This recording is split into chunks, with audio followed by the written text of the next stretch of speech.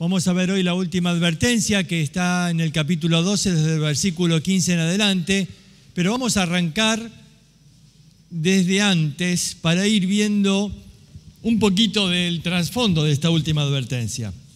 Ayer habíamos terminado el capítulo 10, la advertencia en el capítulo 10, ¿se acuerdan? A no desertar, a no desertar del ejército de Dios.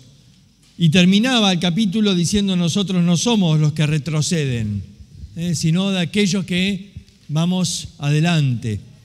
Ahora, había antes en el capítulo 10, versículo 35 y 36, mencionamos que ahí habla de la fe y de la perseverancia. Dice: no perdáis pues vuestra confianza, que tiene grande galardón, porque es necesaria la paciencia o la perseverancia para que, habiendo hecho la voluntad de Dios, obtengáis la promesa. Y entonces en el capítulo 11 va a hablar de la fe y en el capítulo 12 va a hablar de la perseverancia. En el capítulo 11 entonces va a hablar de la fe, este capítulo tan conocido por todos nosotros, la galería de la fe, donde se va a dar ejemplos prácticos de hombres que han hecho proezas por la fe. Sin embargo, este capítulo contiene algunas cosas que nos sorprenden. Y me gustaría que repasemos algunos detalles de este capítulo, porque el autor quiere que tengamos un correcto sentido de lo que es la fe. Yo creo que a veces hemos distorsionado en nuestra mente el concepto de fe. Pensamos que la fe es como algo mágico, es como algo que de pronto, si tienes fe, van a pasar grandes cosas. Y a veces creo que hemos malinterpretado la fe. Y entonces acá el autor hebreo, después de hablar de algunos ejemplos, como el ejemplo de Abel, el ejemplo de Noé y el ejemplo de Abraham, pero llega al versículo 13 y dice: conforme a la fe, murieron todos estos sin haber recibido lo prometido. ¿Cómo? Parece que no está bien esto. ¿Cómo? Sin haber recibido lo prometido, sino mirándolo de lejos y creyendo y saludándolo y confesando que eran extranjeros y peregrinos sobre la tierra. Porque los que esto dicen claramente dan a entender que buscan una patria, pues si hubiesen estado pensando en aquella de donde salieron, ciertamente tenían tiempo de volver, pero anhelaban una mejor, esto es la celestial. Ahora, aquí está diciendo: Abraham salió de Ur de los Caldeos y le dijo a Sara: Dios nos pide que salgamos, nos va a dar una patria mejor. Pero de pronto nunca vieron esa ciudad. De pronto pasaron los años y Sara seguía en la carpa y le dice: viejo, ¿para cuándo? Me prometiste otra cosa. Y acá dice: no recibieron lo prometido. Y fíjense que es tan importante este concepto que lo vuelve a repetir al final del capítulo, donde dice en el versículo 39: y todos estos, aunque alcanzaron buen testimonio mediante la fe, otra vez, ¿qué? No recibieron lo prometido, proveyendo Dios alguna cosa mejor para nosotros, para que no fuesen ellos perfeccionados aparte de nosotros. A ver, en este caso lo prometido era el reino, un reino. Y dice: ellos no recibieron lo prometido. ¿Por qué? Porque Dios estaba proveyendo algo para nosotros. Claro, Dios tenía en su plan la iglesia. Si les hubiera dado el reino al pueblo de Israel en aquel tiempo, ¿y qué era de nosotros? ¿Y qué era del plan de Dios con la iglesia? Entonces Dios no le dio lo prometido. Y uno dice: ¿pero cómo? ¿Dios faltó a la promesa? No, va a haber un reino. Israel va a tener el reino. Dios cumple la promesa, pero no fue en este momento. Y ellos murieron, dice, sin haber recibido lo prometido. Pero la fe no cambió por eso. Ellos creyeron en la promesa de Dios, aunque no recibieron lo prometido. Fíjense, porque esto nos empieza a abrir la mente y a entender que nosotros a veces tenemos expectativas. Yo me imagino muchos de ellos con la expectativa de: ya Dios nos va a dar el reino. No, todavía no. todavía no. Fíjense cómo es el contraste que hace el autor de Hebreos acá en los últimos versículos, desde el 32. Dice, ¿qué más digo? Porque el tiempo me faltaría contando de Gedeón, de Barak, de Sansón, de Jefté, de David, así como de Samuel y los profetas, que por fe conquistaron reinos, hicieron justicia, alcanzaron promesas, taparon bocas de leones, apagaron fuegos impetuosos, evitaron filo de espada, sacaron fuerzas de debilidad, se hicieron fuertes en batalla, pusieron en fuga ejércitos extranjeros. Las mujeres recibieron a sus muertos mediante resurrección. Y nos gustaría terminar ahí, pero no termina ahí. Dice, mas otros fueron atormentados, no aceptando el rescate a fin de obtener mejor resurrección. Otros experimentaron vituperios y azotes, y a más de esto prisiones y cárceles. Fueron apedreados, aserrados, puestos a prueba, muertos a filo de espada. Anduvieron de acá para allá cubiertos de pieles de ovejas, de cabras, pobres, angustiados, maltratados, de los cuales el mundo no era digno, errando por los desiertos, por los montes, por las cuevas y por las cavernas de la tierra. Y acá parece que hay un contraste de la fe, ¿no? Dice, por fe, algunos evitaron filo de espada y otros por fe murieron a filo de espada. ¿Se acuerdan cómo fue en Hechos capítulo 12?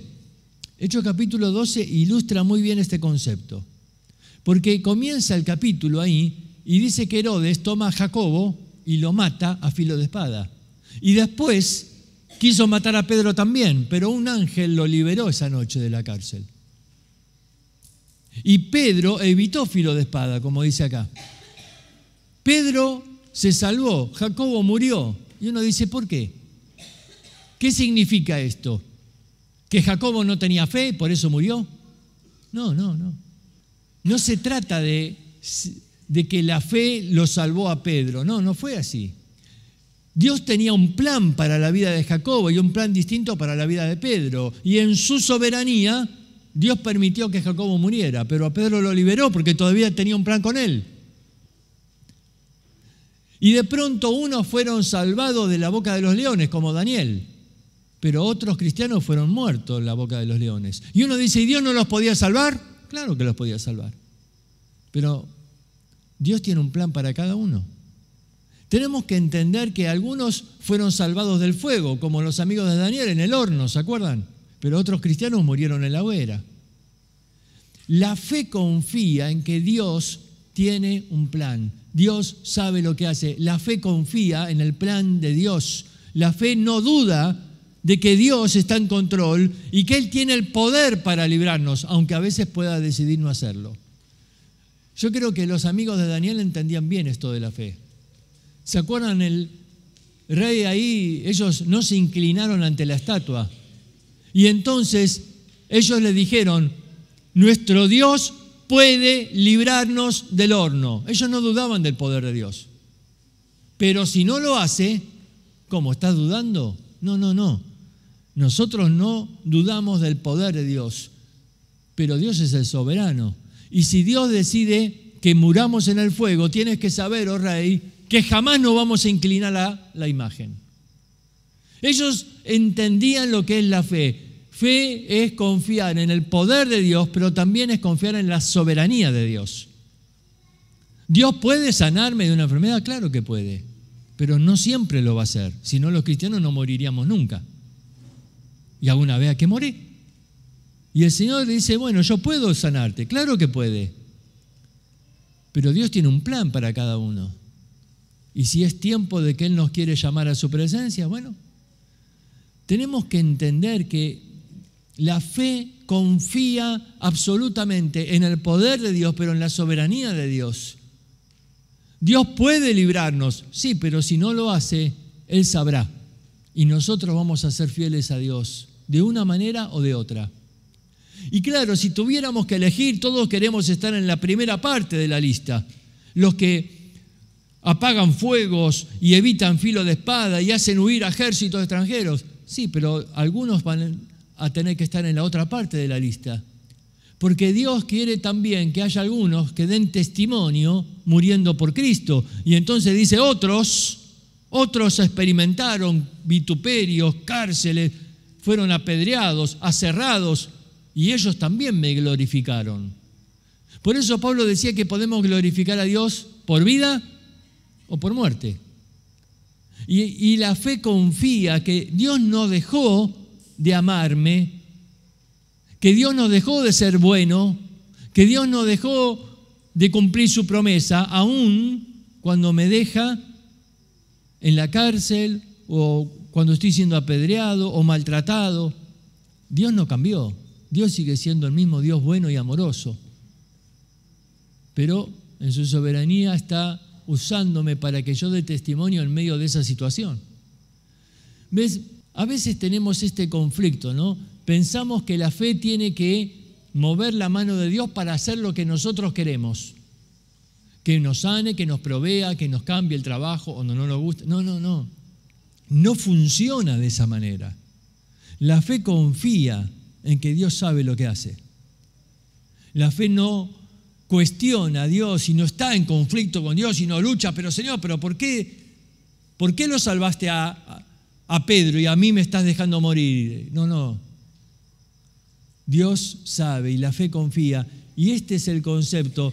La fe confía en lo que no ve y confía en la palabra de Dios, en la promesa de Dios, lo que se espera y lo que no se ve. Y entonces acá el autor va diciendo, nosotros tenemos que tener esta fe si queremos llegar al fin de la carrera. Pero claro, la fe sola, dijimos, no alcanza. Hace falta también la perseverancia. Y entonces comienza el capítulo 12 y dice, por tanto nosotros también. Ahora nos toca a nosotros, dice.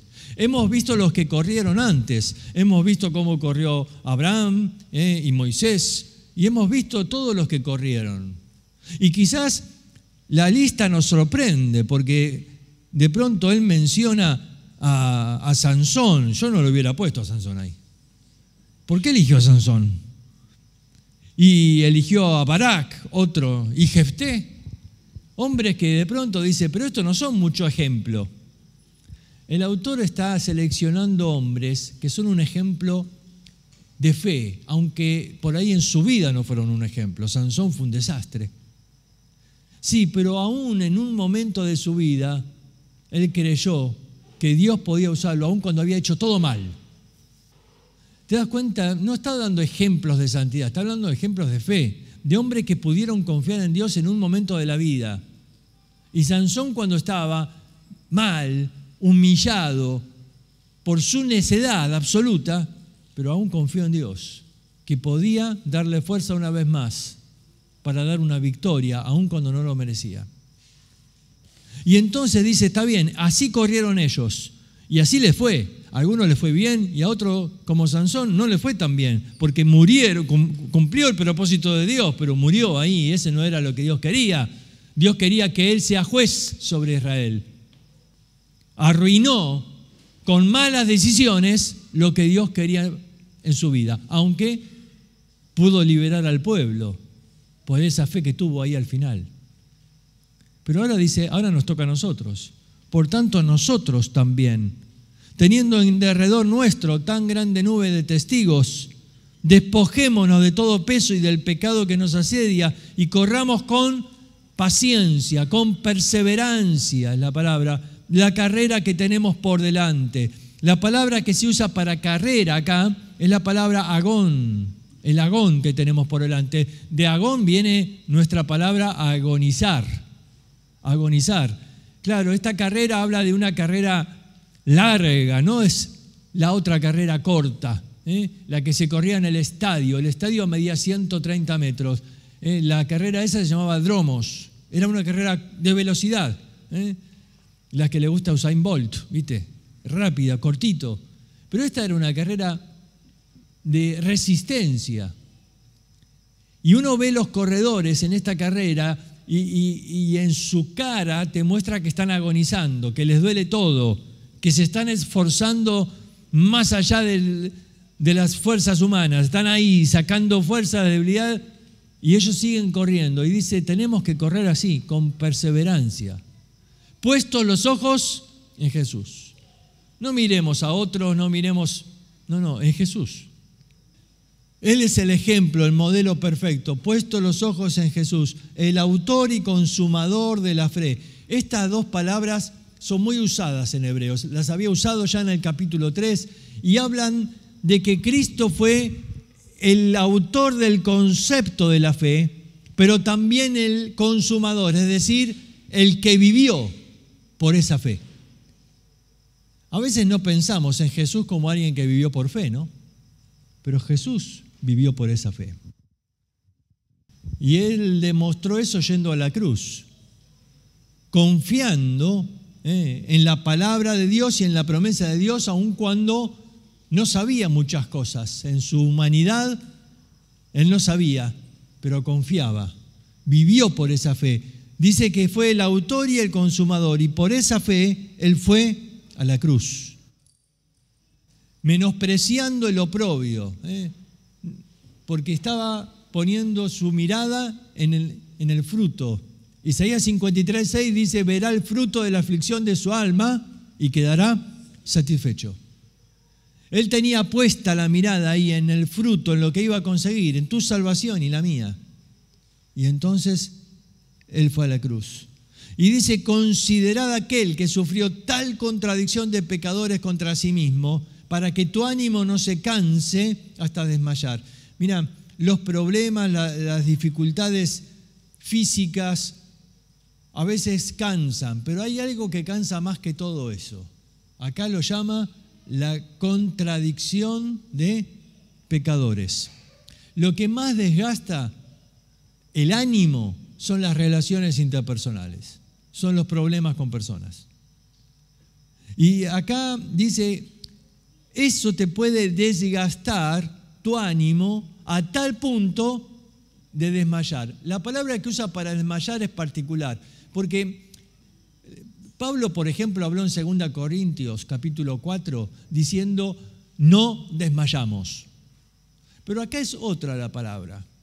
Un desmayo puede ser el resultado de problemas físicos, de agotamiento, pero acá la palabra habla de una actitud que nace de la voluntad. No es una enfermedad, es uno que decide. La palabra significa desatar. ¿Vieron la expresión ceñir los lomos? Era lo que se hacía para el trabajo. En aquel tiempo los hombres usaban túnicas y molestaba para una carrera o para un trabajo. Entonces se ceñían la túnica, se la levantaban y se la ataban con un cinto. Cuando estás cansado y te querés tirar a descansar, ¿qué es lo primero que haces? Desatar ese cinto. Para tirarte y decir, basta, ya no corro más. Si estoy desatando el cinto es porque ya no quiero correr. Quiero tirarme ahí. Y esa es la palabra que usa acá, ekluo, que significa desatar. Es la persona que dice, basta, no quiero correr más. Estoy cansado de los problemas. Dice, considerad a Cristo. Él no hizo eso. Si Él hubiera hecho eso, nosotros estábamos todos perdidos. Considerad a aquel que sufrió tal contradicción de pecadores. Mira, ¿pensás que la gente te falla? ¿Pensás que te prometieron cosas, después no te cumplieron? A Cristo le fallaron todos. Todos le negaron. Todos lo abandonaron en la cruz. Un día la gente proclamó, quería que sea rey, al otro día gritaban, crucifícale. La gente es así. Considera a Cristo, dice, para que tu ánimo no se canse hasta desmayar, porque aún no habéis resistido hasta la sangre, combatiendo contra el pecado, y habéis ya olvidado. ¿Ves? Todavía no luchaste, dice, hasta la sangre, y ya tiraste la toalla. Ya abandonaste. Todavía no luchaste hasta el punto de derramar la sangre, pero ya te cansaste. Y entonces a partir de ahí comienza a hablar de la disciplina de Dios. ¿Se acuerdan? Nosotros ya mencionamos esto de la disciplina. Y es interesante porque a estos creyentes Santiago tiempo atrás les había hablado de la prueba. Pero ahora, en este contexto, el autor dice, me parece que lo que están viviendo ahora es una disciplina de Dios y tienen que ser atentos a esa disciplina.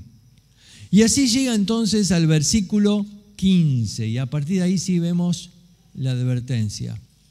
Mirad bien mirad bien, no sea que alguno deje de alcanzar la gracia de Dios. Tenemos que aclarar que esta gracia de Dios no es la gracia de salvación. La gracia de la salvación no es algo que yo tengo que alcanzar. La palabra alcanzar habla de un esfuerzo humano, algo que yo tengo que luchar hasta alcanzar algo. Bueno, eso no es la salvación. La salvación, el Señor te da la gracia y uno la recibe nada más. No es algo que yo tengo que alcanzar. ¿Qué es lo que tengo que alcanzar en este capítulo? ¿De qué estaba hablando? ¿Cómo empezó el capítulo? Corramos con paciencia la carrera que tenemos por delante. ¿Qué es lo que hay que alcanzar? La meta. Para recibir el premio, para recibir el galardón. De eso viene hablando desde el capítulo 10, ¿te acordás? Es necesaria, dice, la fe y es necesaria la perseverancia para que, habiendo hecho la voluntad de Dios, obtengáis la promesa y puedas recibir el galardón. Y entonces acá dice, mirad bien, esta advertencia, mirad bien, no sea que alguno deje de alcanzar la meta. ¿Y qué significa? ¿Que si no alcanzo la meta no soy salvo? No, ya explicamos esto.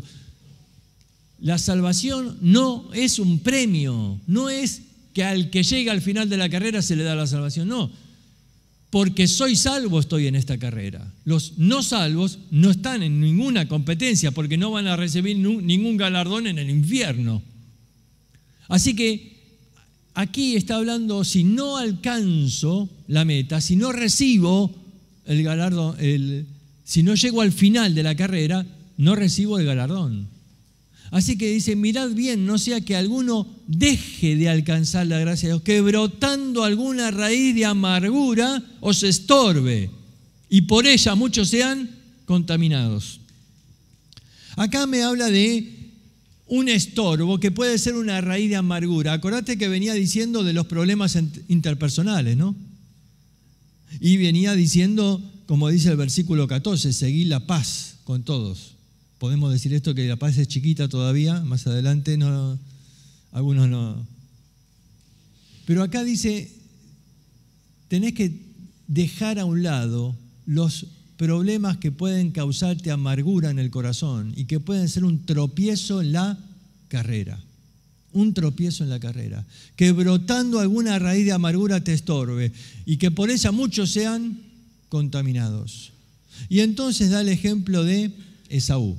No sea que haya algún fornicario o profano como Esaú, que por una sola comida vendió su primogenitura. Porque ya sabéis que aún después, deseando heredar la bendición, fue desechado y no hubo oportunidad para el arrepentimiento, aunque lo procuró con lágrimas. El ejemplo de Esaú es perfecto en este contexto, por muchas cosas, incluso por el tema de la amargura. Porque ustedes saben que Jacob le robó la primogenitura. ¿Y se acuerdan cuánto tiempo se fue Jacob? Dice que trabajó 7 años por una, pero le encajaron la hermana. Entonces después trabajó 7 años por la hermana y después trabajó 7 años más por el ganado. Así que 21 años estuvo afuera. ¿Sabés qué estuvo haciendo Esaú esos 21 años? Amontonando amargura en el corazón. Esa raíz de amargura creció, ya no era una raíz, era un bosque entero de amargura. Y cuando se entera que Jacob vuelve, Esaú sale decidido a ir a matarlo.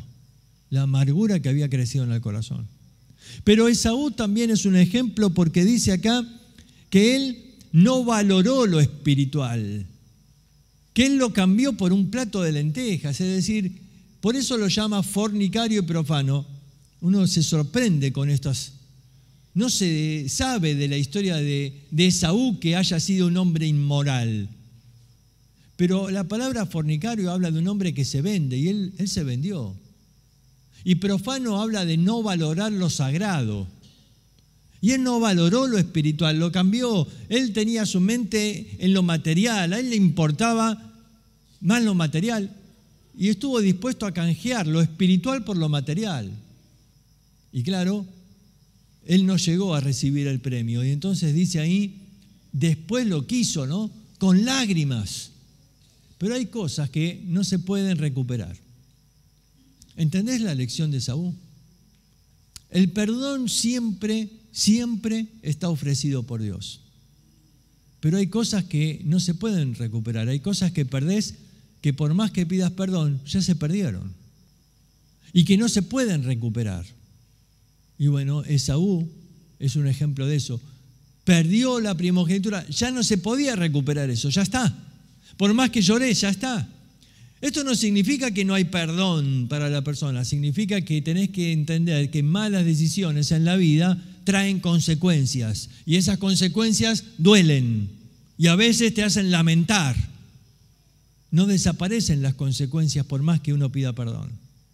Y esa es la lección de Esaú. Y dice después entonces, porque no os habéis acercado, y ahí comienza ya el punto a donde llega con la advertencia final. No os habéis acercado al monte que se podía palpar y que ardía en fuego, a la oscuridad, a las tinieblas y a la tempestad, al sonido de trompeta y a la voz de que hablaba, lo cual los que oyeron rogaron que no se les hablase más, porque no podían soportar lo que se ordenaba. Si aún una bestia tocara el monte, será apedreado o pasada con dardo. Y tan terrible era lo que se veía que Moisés dijo, estoy espantado y temblando. Sino que os habéis acercado al monte Sión, a la ciudad del Dios vivo, Jerusalén, la celestial, a la compañía de muchos millares de ángeles, a la congregación de los primogénitos que están inscriptos en los cielos, a Dios, el juez de todos, a los espíritus de los justos hechos perfectos, a Jesús, el mediador de un nuevo pacto y la sangre rociada que habla mejor que la de Abel. En esta advertencia final, el autor va haciendo una ilustración como en todas vimos, ¿vieron? En una se había ilustrado el tema del barco, en otra de la carrera. Acá ilustra con dos montes. Dos montes que también fue una ilustración que Pablo usó en el libro de Gálatas. Dos montes, el de Sinaí y el de Sión. El de Sinaí es el monte de la ley y el de Sión es el monte de la salvación. El monte Sinaí es donde Moisés recibió la ley.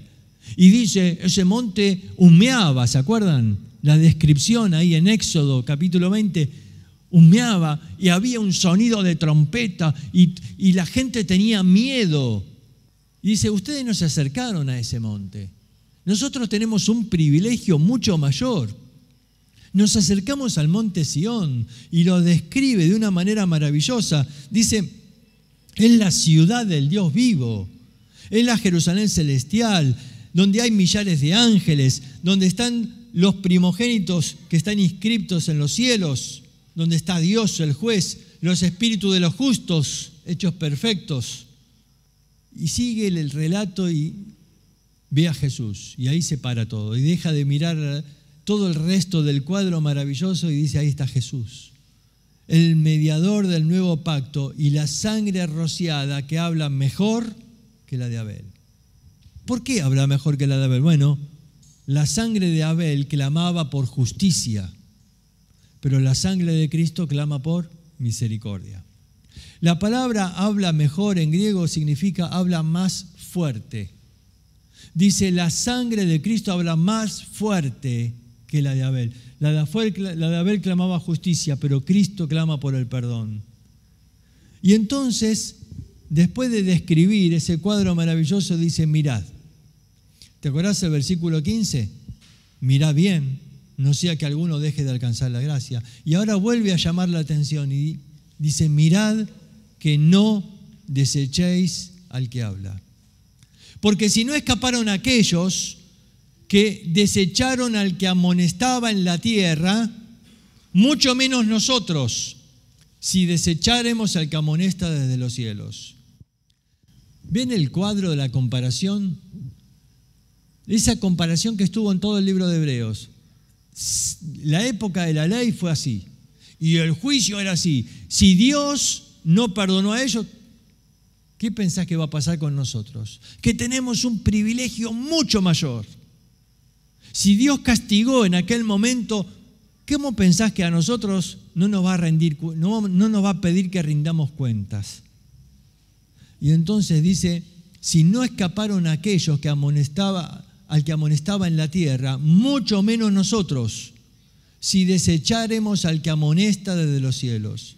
La voz del cual conmovió entonces la tierra, pero ahora ha prometido, diciendo, aún una vez, y conmoveré no solo la tierra, sino también el cielo. Una profecía que está en Ageo, capítulo 2, donde dice que van a ser sacudidos los cielos y la tierra en la segunda venida de Cristo. Y esta frase, aún una vez, indica la remoción de las cosas movibles para que queden las inconmovibles. Así que recibiendo nosotros un reino inconmovible, tengamos gratitud y mediante ella sirvamos a Dios, agradándole con temor y reverencia, porque nuestro Dios es fuego consumidor. A ver, ¿se acuerdan al final del relato en el capítulo 11? Decía que muchos de ellos no habían recibido lo prometido. ¿Qué era lo prometido? ¿Se acuerdan? El reino. Ellos no recibieron el reino porque dice Dios tenía un propósito. Dios quería edificar la iglesia. Entonces Él demoró, no entregó el reino prometido. Pero Dios va a cumplir la promesa y acá dice vamos a recibir el reino. Yo tengo que entender que a veces Dios permite cosas en nuestra vida porque está proveyendo algo para otros. Dios en su plan a veces permite que alguno de sus hijos sufra. ¿Ustedes se acuerdan el relato que Pablo hace en 2 Corintios capítulo 11 cuando habla de las cosas que le tocaron sufrir en su ministerio? Y él dice, yo fui apedreado, sufrí naufragios. Pero él menciona en esa lista que él sufrió hambre y desnudez. ¿Pero cómo? ¿El Señor no provee? ¿El Señor no provee para el alimento? ¿No dice Pablo, teniendo sustento y abrigo, estemos contentos con esto? ¿No dice el salmista, no he visto justo desamparado, ni su descendencia que mendigue pan? Pero Pablo tuvo que sufrir hambre y desnudez. Y uno dice, ¿qué? ¿Qué pasó ahí?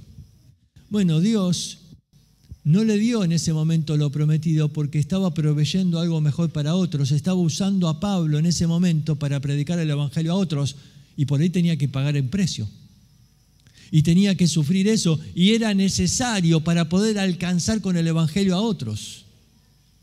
Y dice acá, Dios no dio el reino en ese momento, pero un día se viene la promesa de Dios y se cumple lo que dijo Ageo y el Señor viene y van a ser sacudidos, dice, los cielos y la tierra, y dice, van a ser removidas las cosas porque Dios va a establecer un reino inconmovible.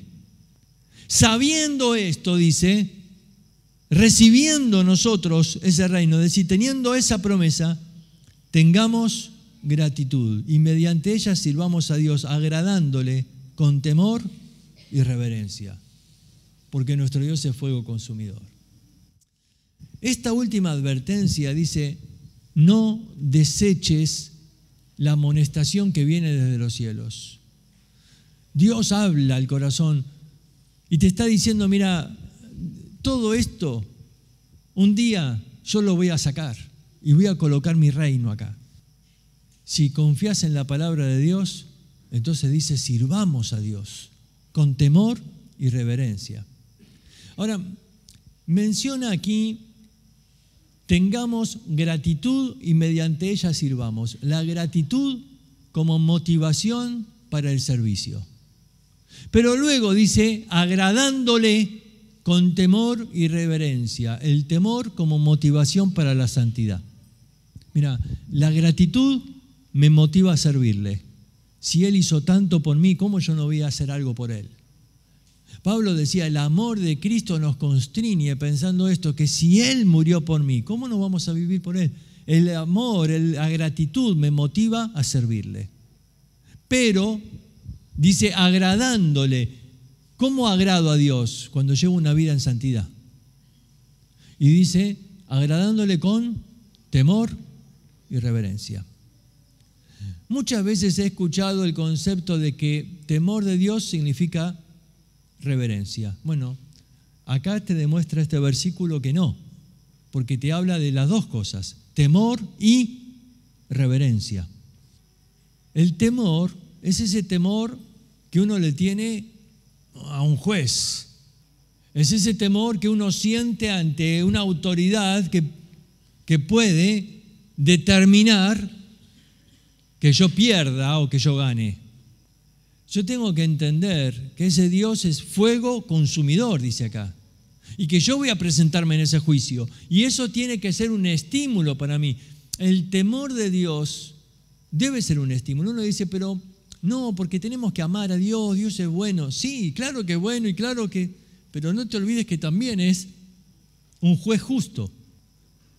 Y dice, ¿cómo escaparemos nosotros si descuidamos una salvación tan grande? Y dice, horrenda cosa es caer en manos del Dios vivo. No, pero yo pensaba que caer en manos de Dios va a ser algo hermoso. Yo también lo espero.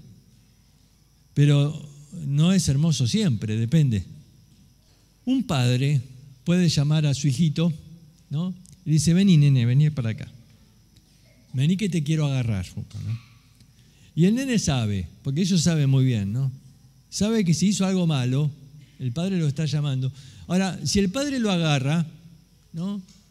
Y lo sienta, la cabeza para arriba, está todo bien.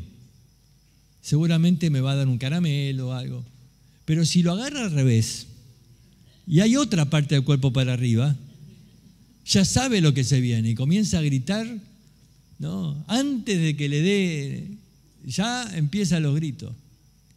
Horrenda cosa. Ahí, sabe lo que le espera. Caer en manos de Dios es una expresión que solo está reservada para los hijos de Dios. El incrédulo que va al infierno no va a caer en manos de Dios. Esta es una advertencia para hijos de Dios. Y dice, horrenda cosa es caer en manos de Dios si sos un desertor. Claro que sí. Horrenda cosa. Vas a recibir el juicio de Dios. Pero si tenés temor de Dios y uno dice, yo no quiero caer en manos de Dios de esa manera. Yo entiendo que Dios es fuego consumidor y que con una sola mirada los ojos de Cristo, que son como llamas de fuego, van a examinar mi vida y van a quemar toda la madera, heno y hojarasca. Es decir, todo lo que yo hice con mala motivación. Todo lo que hice para vanagloria, para aplauso, para jactarme. Todo lo que hice con una motivación de egoísmo. Todas esas cosas que uno hizo con mala motivación van a ser quemadas ahí. Él es fuego consumidor. Solo van a quedar aquellas cosas que hice con una motivación correcta. Pablo dice en 1 Corintios capítulo 9, la comisión me ha sido encomendada, así que tengo que predicar el Evangelio. Y ay de mí, dice, si no predico el Evangelio. Pero luego dice, si lo hago de buena voluntad, recompensa tendré.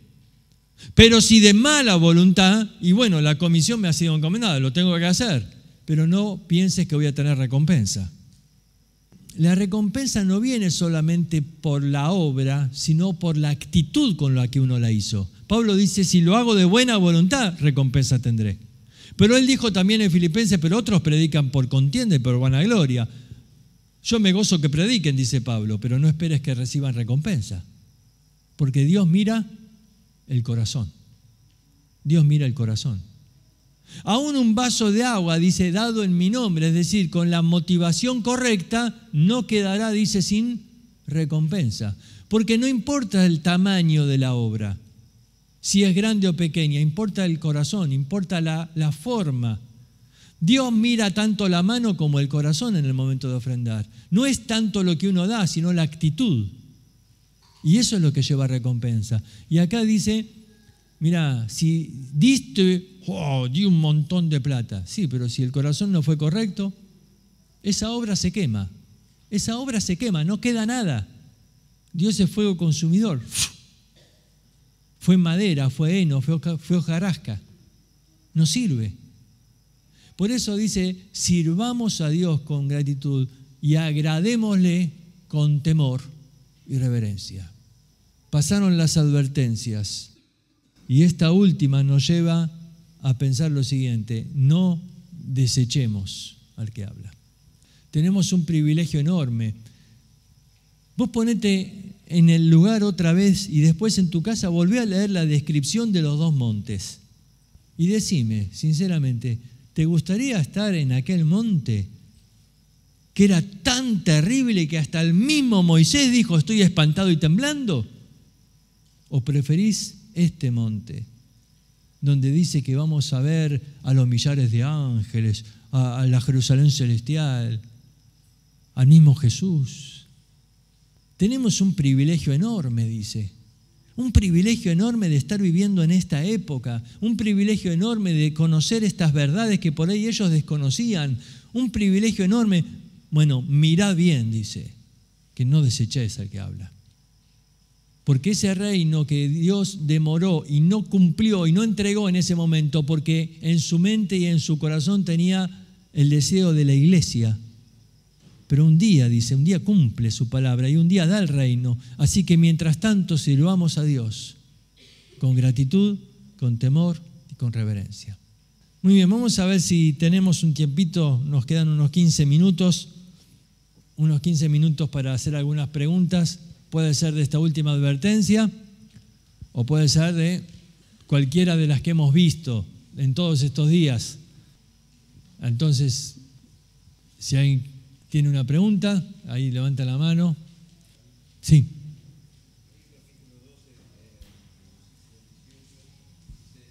Porque no os habéis acercado al monte que se podía palpar. Y en el 23, en el 22 dice, sino que os habéis acercado al monte de Sión. Y el 23 dice, a la congregación de los primogénitos que están inscritos en los cielos. Quería saber a quién se refiere.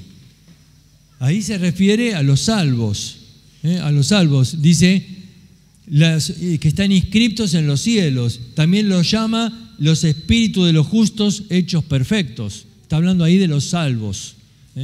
Está diciendo, no te acercaste a aquel monte que dice que lo describe tan terrible, ¿no? Sino que te acercaste a este monte, el monte Sión. Y habla ahí de los salvos. O sea que no serías salvos de otra época o que sean del Antiguo Testamento, son de los mismos. Sí, todos ellos. Acordate que comenzó el capítulo diciendo, teniendo nosotros tan grande nube de testigos, ¿no? Este monte Sión no es literal, porque acá dice que está la Jerusalén celestial. Está hablando mirando hacia el futuro.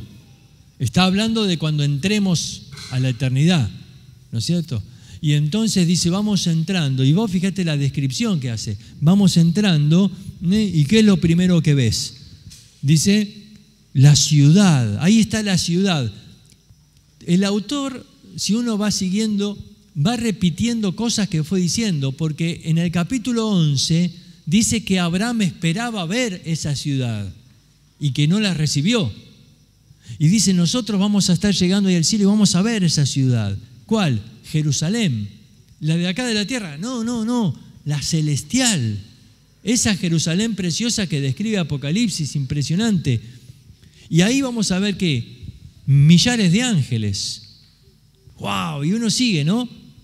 Y entonces seguís avanzando y ahí veo la congregación de los primogénitos, los salvos del Antiguo Testamento, aquellos héroes de la fe, todos esos que están descritos ahí en Hebreos capítulo 11.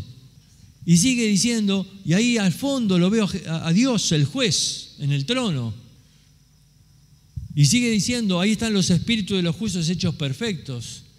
Y quizás ahora están mirando los salvos de ahora y que han muerto en este tiempo. Y luego ve a Jesús. Y ahí ya no dejó de ver el río de cristal y dejó de ver las puertas de perlas y dejó de ver todas las otras cosas y se quedó con Jesús, ¿no? Es una descripción tremenda de la entrada al cielo. ¿Otra pregunta? No se me hagan los tímidos ahora, yo lo conozco, ¿no? Sí.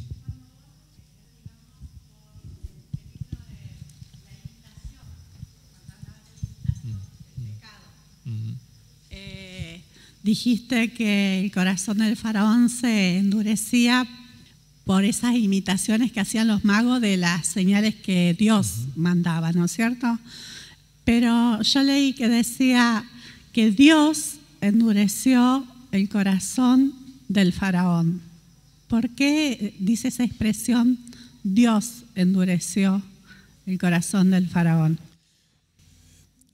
Dios endureció el corazón de Faraón después de que Faraón ya lo había endurecido él. A ver, 5 veces aparece la expresión y Faraón se endureció. Y Faraón se endureció. Y vino otro milagro más y otra imitación más y Faraón se endureció. Y Faraón se endureció. Y Faraón se endureció. En la 6ª vez, ahora Dios dice, ahora yo te endurezco. En la 6ª dice, Dios endureció a Faraón. ¿Por qué? Porque ya le había dado suficiente oportunidad de que se arrepienta y no quiso, se endureció. Ahora Dios dice, bueno, ahora yo voy a cumplir mi juicio sobre todo Egipto. Y ahora Dios lo endureció. Hay una forma de explicarlo con un ejemplo.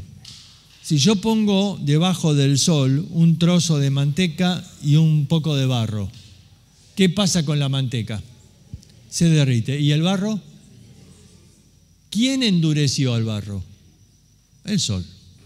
¿Y quién derritió la manteca? El sol. El problema no está en el sol es el mismo. El problema está en el material. La palabra de Dios es la misma, pero viene a una persona y esa persona se endurece. Y el de al lado se quebranta y pide perdón. La misma palabra de Dios, la misma predicación, en la misma persona. ¿Por qué 2 actitudes tan diferentes?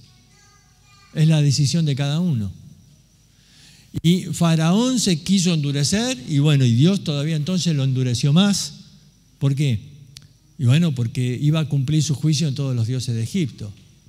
Pero Faraón no puede el día del juicio decir, bueno, Dios, vos me tenés que dejar entrar al cielo porque yo no tengo la culpa, porque vos me endureciste. No. Faraón es responsable, él mismo se endureció. ¿Otra pregunta?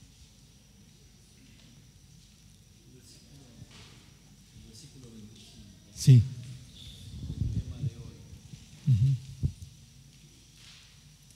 ¿Cuánto más nosotros si desechamos 25b al que amonesta desde los cielos?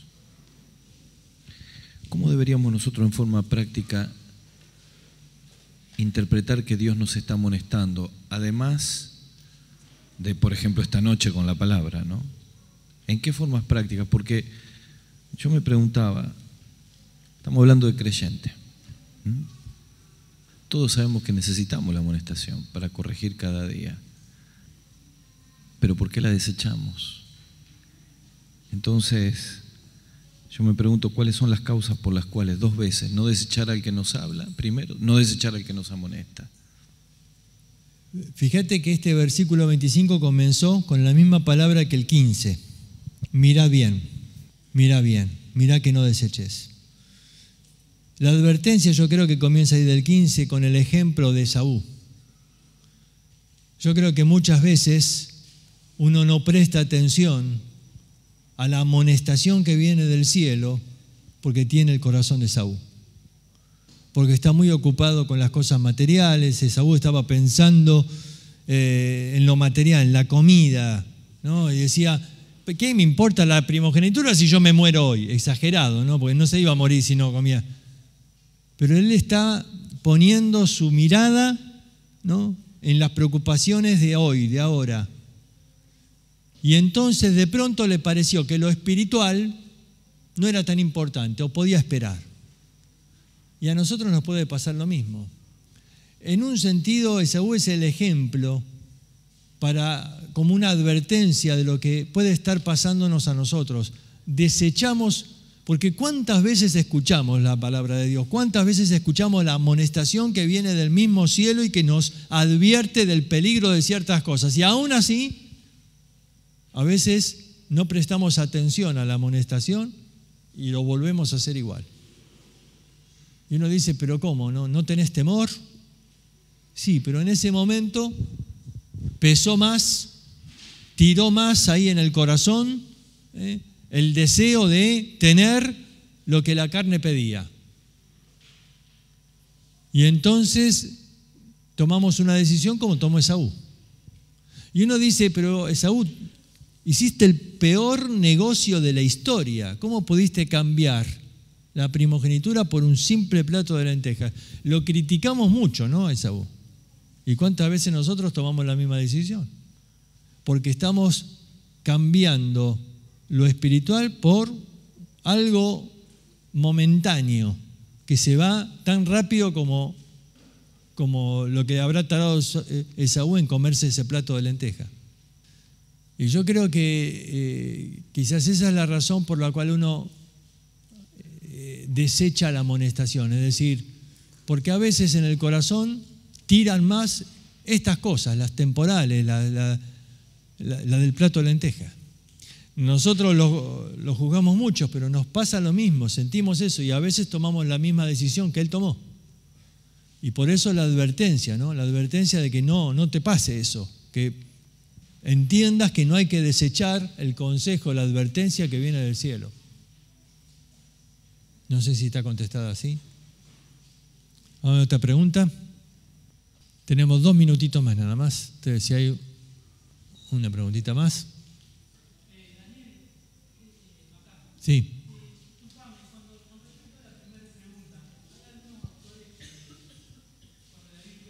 Cielo nuevo y tierra nueva, habla de, o sea, se entiende que habla de 2 cosas, la Jerusalén celestial y un cielo nuevo y una tierra nueva. A veces es difícil poder, todas las cosas no están expresadas en la Biblia, pero ¿tenés alguna opinión con respecto?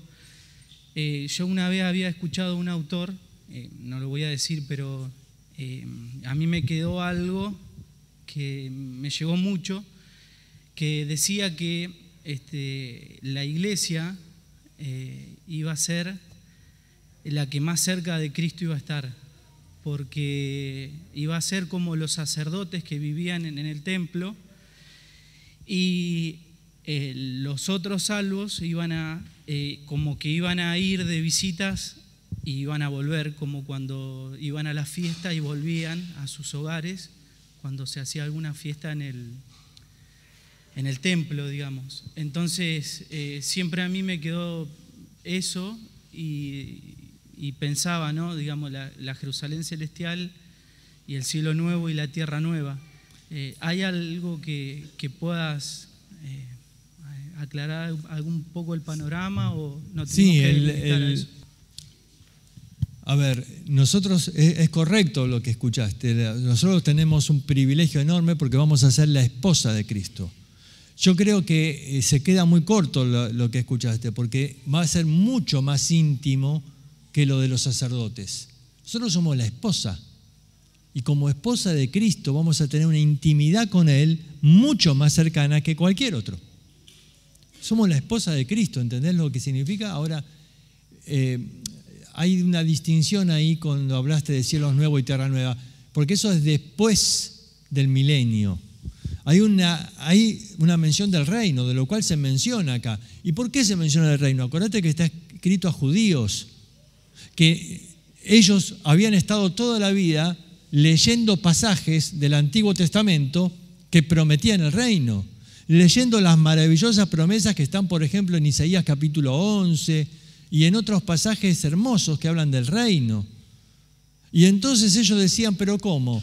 Toda la vida leímos, fuimos a las sinagogas, nos leían del reino. ¿Y ahora qué? ¿Ahora no viene el reino? Sí. Y entonces les habla, el reino va a venir, vamos a recibirlo. Solo que Dios no lo dio todavía porque, bueno, tenían su plan esto, la iglesia. Pero un día vamos a recibir el reino. Ahora viene el reino y el reino no dura para siempre. ¿Por qué razón? Dios, en su plan, quiere demostrar algo más al hombre, que aún cuando Él gobierna y hay justicia perfecta, aún cuando Satanás está atado y no molesta y no se le puede echar la culpa, aún el hombre vuelve a fracasar igual. Y entonces ahí viene este último juicio y ahí entonces se acaba y ahí viene cielos nuevos y tierra nueva. Es decir, ahí viene lo que ya no está revelado para nosotros. La eternidad. ¿Qué pasará? No sabemos. Ahí terminó la revelación de Dios. Ahí llegó la Biblia.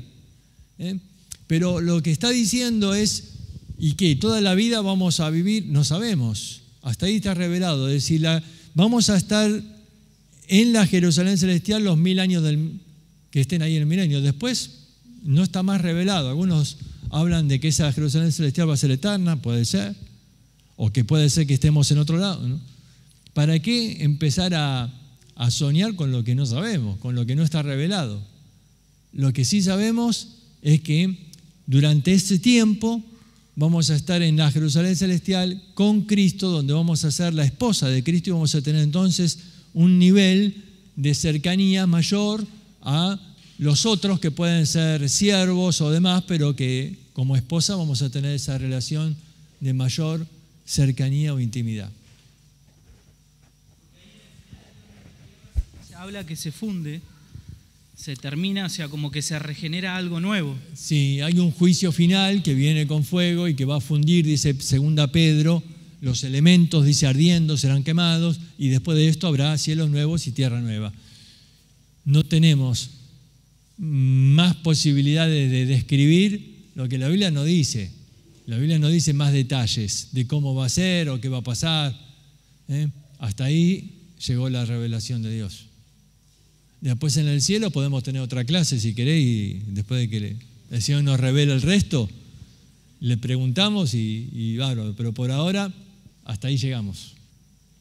Muy bien, realmente les agradezco el que no hayan desertado, el que hayan llegado hasta el final de la clase y espero que, y es mi oración, que Dios pueda usar su palabra para aclarar cosas que son importantes saber, pero sobre todo para que la amonestación de la palabra de Dios llegue al corazón y que puedas, quizás ahí después con los apuntes y demás, estar examinando tu vida y decir, alguna de estas advertencias me toca a mí, quizás todas o quizás alguna, pero hay mucho para analizarse y hay mucho para estar pensando qué cosas tengo que estar ajustando, porque este es el tiempo para hacerlo, y para estar sirviendo a Dios con gratitud y agradándole con temor y reverencia. Muchas gracias.